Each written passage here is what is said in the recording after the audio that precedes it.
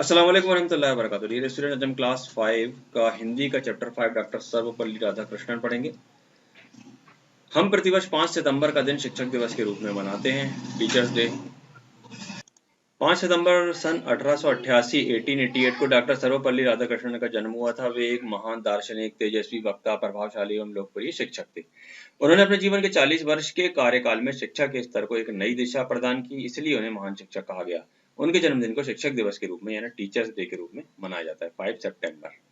राधाकृष्णन के पिता श्री वीर स्वामी उय्या एक अध्यापक थे। उनके पूर्वज मूल रूप से सर्वपल्ली गांव के निवासी थे, किंतु बाद में वे तिरुत्तणी गांव आ गए। 12 वर्ष की आयु तक वे अपने गांव में ही रहे। पिता ने ही उन्हें आरंभिक शिक्षा दी। उसके बाद उनकी उच्च शिक्षा वेल्लोर में हुई। फिर वे मद्रास के क्रिश्चियन कॉलेज में पढ़े। मिशनरी संस्थाओं में शिक्षा ग्रहण करने के परिणाम स्वरूप उनका अंग्रेजी भाषा का अधिकार हो गया। उन्हीं दिनों स्वामी विवेकानंद के भाषणों से उन्हें प्रेरणा मिली और उन्होंने MA दर्शन शास्त्र यानी फिलोसफी में किया। तब उनमें धार्मिक विषयों पर सोचने और मनन करने की प्रवृत्ति जागृत हुई।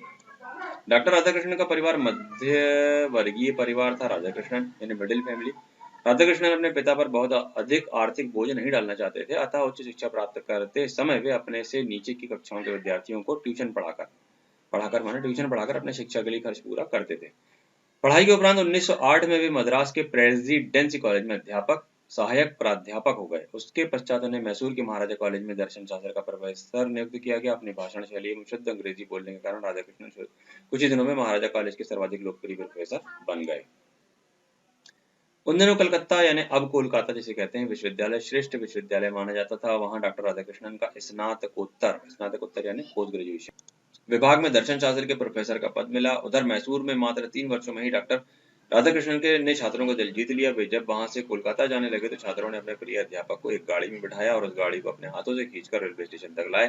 थोड़े ही दिनों में कोलकाता में भी डॉक्टर राधाकृष्णन ने सबके हृदय पर अधिकार कर लिया। यहाँ तक कि ब्रिटिश सरकार भी उनकी योग्यता से प्रभावित हुए बिना न रह सकी।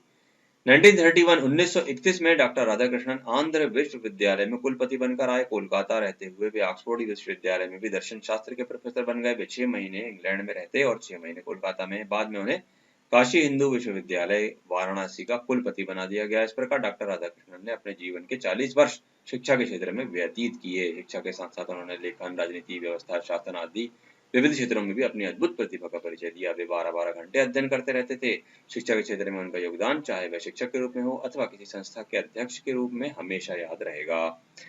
स्वतंत्रता प्राप्ति के पश्चात जब पंडित जवाहरलाल नेहरू प्रधानमंत्री बने तो उन्होंने राधाकृष्णन को सोवियत संघ रूस का राजदूत नियुक्त किया। 1952 यानी 1952 में डॉक्टर राधाकृष्णन भारत के उपराष्ट्रपति चुने गए। 1954 में उन्हें भारत रत्न से सम्मानित किया गया।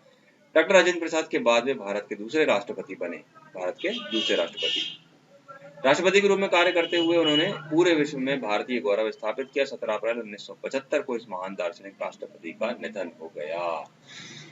चलिए आगे देखते हैं। डॉक्टर राधाकृष्णन ने यह सिद्ध कर दिया कि एक मध्यम वर्गीय परिवार, मध्य वर्गीय भी कहते हैं, मिडिल फैमिली परिवार में उत्पन्न व्यक्ति भी अपने अथक परिश्रम एवं अभ्यास से सर्वोच्च शिक्षा एवं पद प्राप्त कर सकता है। यह आप लोगों के लिए भी बहुत अच्छी सीख है कि आप लोग भी बहुत अच्छे से पढ़ाई करके, मेहनत करके बहुत ऊंचे पद पर जा सकते हैं। सच्ची लगन एवं दृढ़ इच्छा शक्ति से मनुष्य के राह की सारी अड़चनें स्वतः दूर हो जाती हैं। ऐसे विद्वान और विनम्र व्यक्ति का सब युगों में सर्वत्र आदर होता है।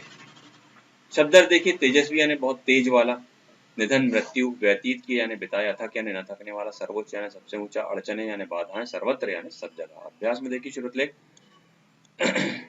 दार्शनिक संस्थाओं, प्रेसिडेंसी, अद्भुत प्रतिभा, अध्ययन, राष्ट्रपति, सर्वोच्च, अड़चने, सर्वाधिक, प्रेरणा। ये सब शब्दों को अच्छे से पढ़िए, लिखिए और याद करिए। मौखिक देखिए, सोचो और बताओ। डॉक्टर सर्वपल्ली राधाकृष्णन का जन्म कब हुआ? डॉक्टर सर्वपल्ली राधाकृष्णन का जन्म 5 सितंबर सन 1888 को हुआ था। डॉक्टर सर्वपल्ली राधाकृष्णन के पिता का क्या नाम था? डॉक्टर सर्वपल्ली राधाकृष्णन के पिता का नाम श्री वीर स्वामी उय्या था। तीसरा है, डॉक्टर राधाकृष्णन के जीवन पर स्वामी विवेकानंद के भाषणों का क्या प्रभाव पड़ा? स्वामी विवेकानंद के भाषण सुनकर डॉक्टर सर्वपल्ली राधाकृष्णन का मन धार्मिक विषयों को सोचने व मनन करने की प्रवृत्ति की ओर जागृत हो गया। है डॉक्टर राधाकृष्णन आंध्र विश्वविद्यालय के कुलपति कब बने? 1931 में डॉक्टर राधाकृष्णन आंध्र विश्वविद्यालय के कुलपति बने। लिखित उत्तर देना है अब आपको। कहा है डॉक्टर राधाकृष्णन की शिक्षा कहाँ और किस प्रकार हुई। डॉक्टर राधाकृष्णन की शिक्षा तिरुत्तणी गांव में अपने पिता के द्वारा आरंभ हुई। उच्च शिक्षा वेल्लोर में हुई। तत्पश्चात वे मद्रास के कॉलेज में पढ़े। डॉक्टर राधाकृष्णन अपने से नीचे की कक्षाओं के विद्यार्थियों को पढ़ाकर अपनी शिक्षा का खर्च पूरा करते थे। कहा है मैसूर विश्वविद्यालय के छात्रों ने राधाकृष्णन के प्रति प्रेम किस प्रकार प्रकट किया। मैसूर विश्वविद्यालय के छात्रों ने अपने प्रेम के चलते राधाकृष्णन को गाड़ी में बिठाकर गाड़ी को अपने हाथों से खींचकर रेलवे स्टेशन तक ले गए जब वो कोलकाता जा रहे थे। कहा है डॉक्टर राधाकृष्णन ने किन किन विश्वविद्यालयों में अध्यापन कार्य किया। डॉक्टर राधाकृष्णन ने मद्रास के प्रेसिडेंसी कॉलेज, मैसूर के महाराजा कॉलेज, कलकत्ता के आंध्र विश्वविद्यालय में कुलपति के पद पर भी कार्य किया। कहा है डॉक्टर राधाकृष्णन ने राजनीतिक जीवन पर संक्षिप्त टिप्पणी लिखो। डॉक्टर राधाकृष्णन ने अपने जीवन के 40 वर्षों तक शिक्षा के क्षेत्र में कार्य किया। इसके साथ साथ उन्होंने राजनीतिक जैसे क्षेत्रों में भी अपनी अद्भुत प्रतिभा का परिचय दिया। राजनीतिक क्षेत्र में कार्य करते करते अंत में वे हमारे देश के राष्ट्रपति के रूप में कार्य पद पर स्थापित हुए। सही गलत बताइए।